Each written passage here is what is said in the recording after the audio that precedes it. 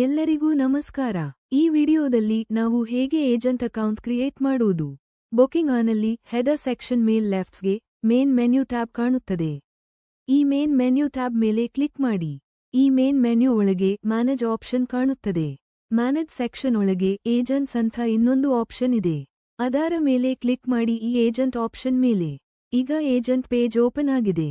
ಇಲ್ಲಿ ನಾವು ಈಗಾಗಲೇ ಕ್ರಿಯೇಟ್ ಆಗಿರೋ ಏಜೆಂಟ್ಸ್ ಮತ್ತು ಅವರ ಸ್ಟೇಟಸ್ ಕಾಣುತ್ತದೆ. ನಾವು ಹೊಸ ಏಜೆಂಟ್ ಅಕೌಂಟ್ ಕ್ರಿಯೇಟ್ ಮಾಡಬಹುದು. ಹೊಸ ಏಜೆಂಟ್ ಅಕೌಂಟ್ ಕ್ರಿಯೇಟ್ ಮಾಡಲು ರೈಟ್ ಸೈಡ್ ಅಲ್ಲಿ ಕ್ರಿಯೇಟ್ ನ್ಯೂ ಆಪ್ಷನ್ ಇರುತ್ತದೆ. ಈ ಕ್ರಿಯೇಟ್ ನ್ಯೂ ಬಟನ್ ಮೇಲೆ ಕ್ಲಿಕ್ ಮಾಡಿ. ಈಗ ಹೊಸ ಏಜೆಂಟ್ ಕ್ರಿಯೇಷನ್ ಪೇಜ್ ಓಪನ್ ಆಗಿರುತ್ತದೆ. ಇಲ್ಲಿ ನಾವು ಎಲ್ಲ ಏಜೆಂಟ್ ಮ್ಯಾಂಡೇಟರಿ ಫೀಲ್ಡ್ಸ್ ನೋಡಬಹುದು. ಮೊದಲಿಗೆ ನಾವು ಏಜೆಂಟ್ ಲಾಗಿನ್ ನೇಮ್ ಎಂಟರ್ ಮಾಡಬೇಕು. ನಂತರ ಆಯಾ ಫಸ್ಟ್ ನೇಮ್ ಎಂಟರ್ ಮಾಡಬೇಕು. ನಂತರ ಆಯಾ ಲಾಸ್ಟ್ ನೇಮ್ ಎಂಟರ್ ಮಾಡಿ. ಮುಂದೆ ಟ್ರಾವೆಲ್ ಬ್ರಾಂಚ್ ನೇಮ್ ಕಾಣುತ್ತದೆ. ಇಲ್ಲಿ ಟ್ರಾವೆಲ್ ಬ್ರಾಂಚ್ ಫೀಲ್ಡ್ ಮೇಲೆ ಕ್ಲಿಕ್ ಮಾಡಿ. ಈಗ ಡ್ರಾಪ್ ಡೌನ್ ಮೆನ್ಯೂ ಅಲ್ಲಿ ಎಲ್ಲಾ ಬ್ರಾಂಚ್ ಹೆಸರುಗಳು ಕಾಣಿಸುತ್ತವೆ. ಒಬ್ಬ ಆಯನು ಬ್ರಾಂಚ್ಗೆ ಅಸೈನ್ ಮಾಡಬೇಕಂದ್ರೆ ನಾವು ಡ್ರಾಪ್ ಡೌನ್ ಇಂದ ಬ್ರಾಂಚ್ ನೇಮ್ ಸೆಲೆಕ್ಟ್ ಮಾಡಬೇಕು. ಎಕ್ಸಾಂಪಲ್, ನಾವು ಬ್ಯಾಂಗಲೋರ್ ಬ್ರಾಂಚ್ ಆಯ್ಕೆ ಮಾಡೋಣ. ಮುಂದೆ ಆಯಾ ಸಿಟಿ ನೇಮ್ ಎಂಟರ್ ಮಾಡ್ತೀವಿ. ಸ್ಟೇಟ್ ನೇಮ್ ಈಗಾಗಲೇ ಫಿಲ್ ಆಗಿರುತ್ತೆ. ಆಗಿಲ್ಲ ಅಂದ್ರೆ ಸ್ಟೇಟ್ ನೇಮ್ ಟೈಪ್ ಮಾಡಿ ನಂತರ ಅದನ್ನ ಸೆಲೆಕ್ಟ್ ಮಾಡಿ. ಕಂಟ್ರಿ ನೇಮ್ ಡಿಫಾಲ್ಟ್ ಆಗಿ ಇಂಡಿಯಾ ಸೆಲೆಕ್ಟ್ ಆಗಿರುತ್ತೆ. ಇದಾದ್ಮೇಲೆ ಇನ್ನೊಂದು ಆಪ್ಷನ್ ಕಾಣ್ತದೆ, ಅಕೌಂಟ್ ಟೈಪ್. ಈ ಸೆಕ್ಷನ್ನಲ್ಲಿ 2 ಟೈಪ್ಸ್ ಇವೆ, ಪೋಸ್ಟ್ಪೇಡ್ ಮತ್ತು ಪ್ರೀಪೇಡ್. ನಾವು ಆಯ್ಕೆ ಅಕೌಂಟ್ ಅನ್ನು ಸೆಲೆಕ್ಟ್ ಮಾಡಬೇಕು. ಪೋಸ್ಟ್ಪೇಡ್ ಅಕೌಂಟ್ ಬೇಕು ಅಂದ್ರೆ ಪೋಸ್ಟ್ಪೇಡ್ ಸೆಲೆಕ್ಟ್ ಮಾಡಬೇಕು. ಪ್ರೀಪೇಡ್ ಅಕೌಂಟ್ ಬೇಕು ಅಂದ್ರೆ ಪ್ರೀಪೇಡ್ ಸೆಲೆಕ್ಟ್ ಮಾಡಬೇಕು. ಈಗ ನಾವು ಪ್ರೀಪೇಡ್ ಆಯ್ಕೆ ಮಾಡಬೇಕು.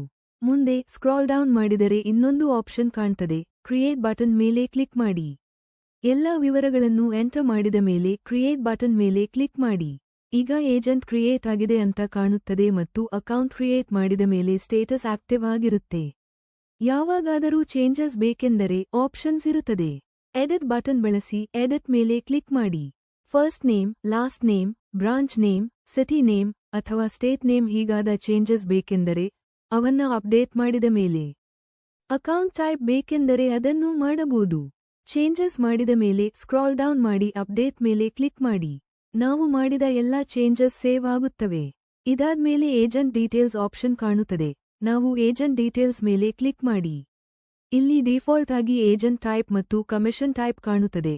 ನಾವು ಏಜೆಂಟ್ ಕ್ರಿಯೇಟ್ ಮಾಡಿದಾಗ ಕಮಿಷನ್ ಟೈಪ್ ಡಿಫಾಲ್ಟ್ ಆಗಿರುತ್ತದೆ. ಕಮಿಷನ್ ಟೈಪ್ ಅನ್ನು ಡಿಫಾಲ್ಟ್ ಇಂದ ಪರ್ಸೆಂಟೇಜ್ ಅಥವಾ ಫಿಕ್ಸ್ಡ್ಗೆ ಬದಲಿಸಬೇಕೆಂದರೆ ಬೇಕಾದ ಆಪ್ಷನ್ ಆಯ್ಕೆ ಮಾಡಬಹುದು.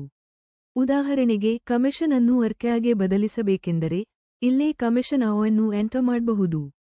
ಇದಾದ ಮೇಲೆ ಇಲ್ಲಿ ಹಲವು ಆಪ್ಷನ್ಸ್ ಇರುತ್ತದೆ. ನಿಮಗೆ ಬೇಕಾದ್ದನ್ನು ಅನೇಬಲ್ ಅಥವಾ ಡಿಸೇಬಲ್ ಮಾಡಿಕೊಳ್ಳಬಹುದು. ಮುಂದೇನು ಅಂದ್ರೆ ಪ್ರೀಪೇಡ್ ಅಕೌಂಟ್ಗೆ ಕ್ರೆಡಿಟ್ ಲಿಮಿಟ್ ಕಾಣುತ್ತದೆ. Default credit limit post paid ಅಕೌಂಟ್ಸ್ಗೆ 0 ಆಗಿ ಸೆಟ್ ಆಗಿರುತ್ತೆ. ಕ್ರೆಡಿಟ್ ಲಿಮಿಟ್ ಫೀಲ್ಡ್ ಡಿಫಾಲ್ಟ್ ಆಗಿ ಬ್ಲಾಂಕ್ ಆಗಿರುತ್ತದೆ.